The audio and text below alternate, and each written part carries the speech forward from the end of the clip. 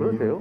재학 중이자 울산광역시에서 가장 큰 청소년 자치단, 학생 자치단을 운영 중인 단장 정윤서라고 합니다. 네. 사실 여기 있는 친구들도 다 학생 자치단 친구들로 같이 함께 온 건데요. 제가 사전에 이재명 후보님 만나기 전에 친구들에게 많이 물어보고 왔습니다. 그래서 첫 번째 질문으로 교육에 대해서 질문을 드리고, 두 번째로 여성가족부에 대한 질문 드리고, 네. 세 번째로 제 의견 하나 드리도록 하겠습니다. 먼저 교육에 대해서 아까 말씀을 하셨지만, 저는 고등학생 입장으로서 학생들이 81명이나 되는 학생들이 가장 공통적으로 하는 말이 고교 확장제입니다. 교육부에서 고교 확장제를 2025년부터 전면 시행을 하는데, 학생들의 입장에서는 꿈이 확실한 사람이 있는 반면에 꿈이 없는 학생이나 꿈이 많은 학생들이 있을 수 있는데, 거기서 사회나 과학, 자신들이 과목을 선택해서 정했다가 이제 그게 바뀌게 되면 학생들이 큰 타격이 생깁니다. 그럼 오히려 진로의 선택을 확장한다는 것이 진로의 폭을 줄일 수 있어서, 이재명 후보님께서 이제 앞으로의 교육에 대해서 어떻게 생각하시는지, 사교육 문제, 또 이제 학생들의 심야 야자 문제, 이런 거에 대해서 말씀해 주셨으면 좋겠고, 두 번째로 여성가족부에 대한 얘기인데요.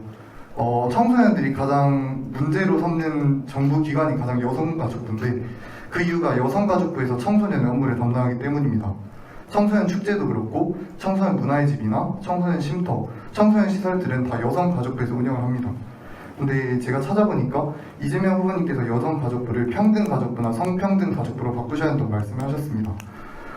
이에 대해서 제가 의견을 하나 드리자면, 이렇게 청년 대담을 이렇게 하시는데 여성가족부라는 이름 대신 청년부를 만드셔서 청년과 청소년들을, 젊은 층의 의견을 많이 들으실 수 있는 것이 필요하지 않을까, 이거에 대해서 이재명 후보님의 말씀을 듣고 싶고, 마지막으로 저는 내년에 피선거권이 있는 만 18세의 학생입니다. 선거권. 그런데 이제 학생들이 보다 보면 제 친구들도 선거를 안 한다고 합니다. 왜냐하면 자기는 아까 말씀하셨던 이민을 가고 싶다고 합니다. 왜냐하면 대한민국의 미래는 없다는 거죠.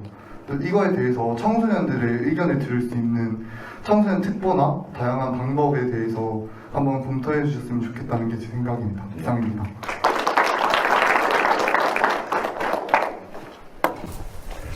준비한 내용이나 준비한 정도가 고등학교 2학년 같지 않죠? 네, 훌륭한 고등학생 같습니다. 많은 사회에 대해서 많이 생각하고 또 주변 의견도 좀 모아서 우리 청소년의 의견을 이렇게 표현하는 거 정말 보기 좋습니다. 이것도 여러 가지 많은 문제들이 들어있는데, 진짜 교육은 어떤 게 필요하냐? 저는 철학 교육이 좀 필요하다고 생각해요. 예를 들면 유럽의 대학 고등학교들, 고등학교 졸업할 때 되면 거의 사회주의자들이 돼 있다는 거 아닙니까? 근데 고등학교 졸업할 때 사회주의자가 아니면 바보. 대학까지도 계속 사회주의자면 더 바보. 그 다음부터 생각이 좀 깨서 다시 균형점을 찾는 거죠. 근데 우리는 철학적 사고를 하지도 않을 뿐만 아니라 가르치지도 않고, 그러니까 사고의 깊이가 얕아요. 그래서 모든 문제가 발생합니다. 그래서 그게 하나 필요하고, 두 번째는 아까 말씀하신 노동교육, 금융교육. 금융이 이제 앞으로는 실물보다 더 중요한데, 금융교육, 환경교육. 이 환경 중요하거든요. 인권교육. 그 다음에 예를 들면 통일교육.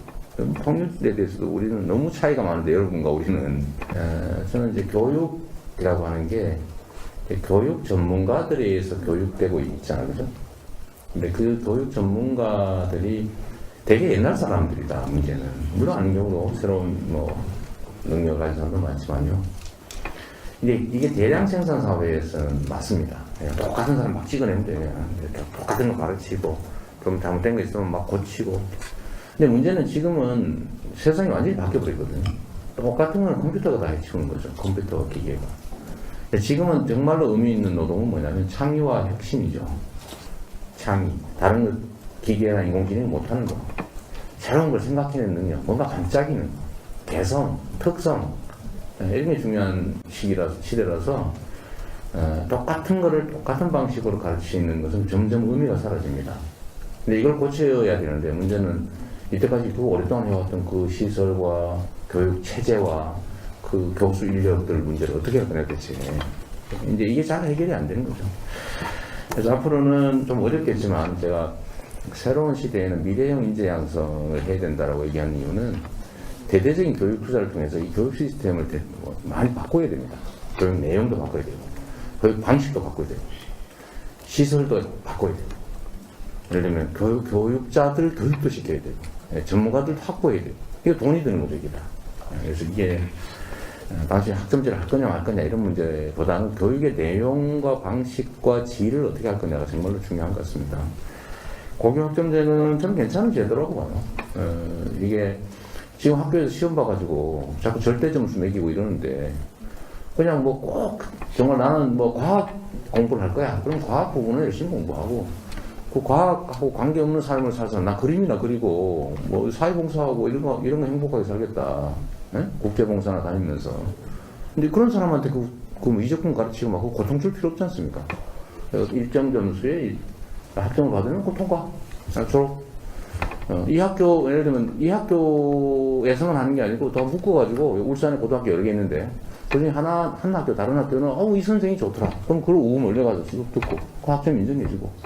네, 이런 방식들을 동원하는 게 실제로는 더 효율적일 수 있다는 생각이 들고요. 시간 문제는 선택할 수 있는 시간을 두기 때문에 길게 텀을 둔 겁니다. 그게 아마 6년 정도 텀을 뒀을 거예요. 아마 미리 작년, 재작년에만 발표했을 겁니다, 이게. 그래서 그런 점들을 한번 고려해 주고요. 야자해야 될지 말아야 될지는 사실 저는 안 하는 게 좋다고 보는데. 근데 이런 있죠. 학원들은 왜 못하게 하냐고 돈 벌어야 되는데, 또 일부는, 아니, 나 직장 갔을 때 아이들 데려다 놓을 데도 없는데, 그거라도 해라. 이런 여러 가지 이해하는 게 있어서 좀 문제인데, 저는 뭐 원하는 사람은 하고, 싫은 사람은 안 하고, 그렇게 하는 게 제일 좋겠다고 생각해요. 물론 돈이 듭니다, 역시. 여성 청소, 여성가족부. 저는 사실은 이제 기성세대 때문에 기회를 잃어버렸고, 기성세대와 경쟁을 하는데 기성세대와 싸울 수는 없고, 힘들기는 하고, 결국은 우리가 청년세대끼리, 취약계층끼리 이 작은 기회를 놓고 막 누군가 하나는 이탈락해야 되는 이런 경쟁을 하는 상황에서 경쟁이 너무 격렬하다 보니까 충돌이 발생하잖아요. 그래서 진짜 그 상황에 대한 책임은 그렇게 할 수밖에 없이 만들어 놓은 기성세대들인데 그 틀 안에서 안 밀어내면 내가 떨어지니까. 그러면서 서로 싸우는 이 상황들에 대해서 사실 너무 책임을 질 수는 없어요. 왜냐하면 그건 그렇게 쉬운 일은 아닙니다. 이 사회가 이렇게 온 걸 내 혼자서 바꿀 수 있겠어요. 그러나 어쨌든 책임은 있는데, 너무 무심했구나. 제가 그런 생각들 최근에 좀 하게 됐어요. 들어라도 줬어야 되는 것을. 힘들 때 누가 얘기라도 들어주면 좀 낫잖아요. 꼭 해결이 안 되더라고요. 근데 아예 안 들어줬던 측면이 좀 있었다는 생각이 제가 좀 들기도 했고요. 여성 청년, 남성 청년들이 편을 갈라서 이렇게 갈등하게 된 것은 그들의 잘못은 아니다. 그들조차도 얼마나 고통스럽겠냐. 뭔 답이 있는 것도 아니고.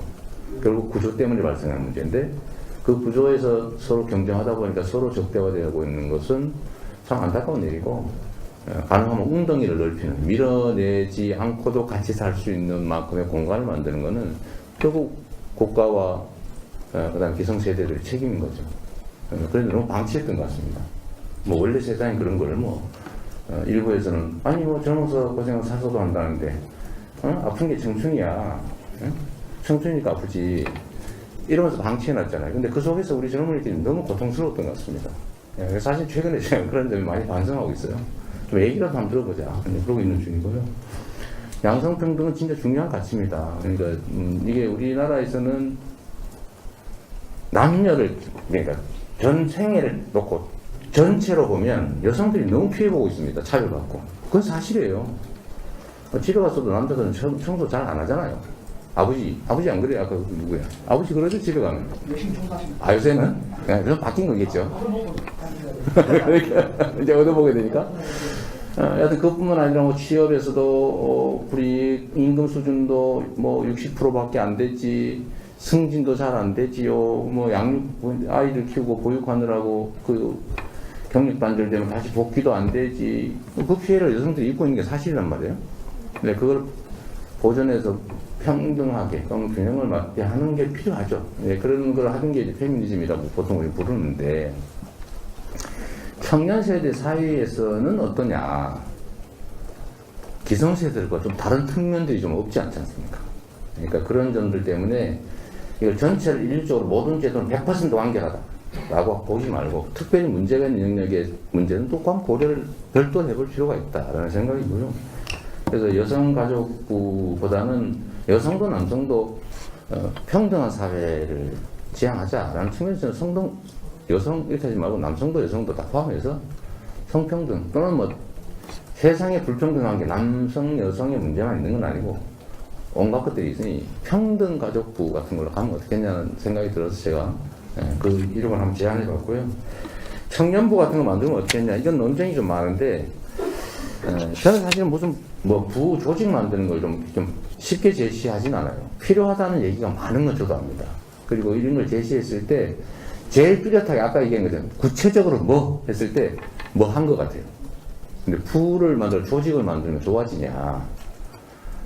반드시 그렇지만은 않죠. 사실은 근본적인 문제가 있는데 그 껍데기 만들어놨다고 문제가 완벽하게 해결되냐? 그러나 고민할 가치는 충분히 있다는 생각이 듭니다. 18세 선거권 이미 가고 싶다고 청소년 투표 같은 건 해야 되겠죠. 저희가 이제 사회 취약계층들이 되어버린 청년 세대들이 어쨌든 동등한 힘을 갖고 우리 사회 의사결정이나 기회를 누리는데 참여할 수 있게 하는 게 중요한 것 같습니다. 그러려면 저도 사실 잘 모르거든요. 저도 이제 30대, 20대, 30대 왔다 갔다 하는 그런 가족들이 있는데 저도 다 몰라요. 나하고 잘 안 놀아주려고 그래. 내가 가끔씩 술도 사주고 고기도 가지고 같이 자전거도 타고 뭐 이렇게 하는데도 뭐 자기 친구하고 놀라 그러지 나하고 안 놀라 그러더라고요. 난 진짜 잘해주려고 그러거든. 근데 그게 이제 세대차죠. 세대차고 재미가 없을 수도 있죠. 소통이 좀 재밌어야 하는 거지 뭐 차라리 게임하는 게 더 낫지 아버지하고 뭐 앉아가지고 얘기하는 게 더 재밌겠어요. 그래서 이해하기 위해서는 그런 특별한 조직이 필요할 것 같습니다.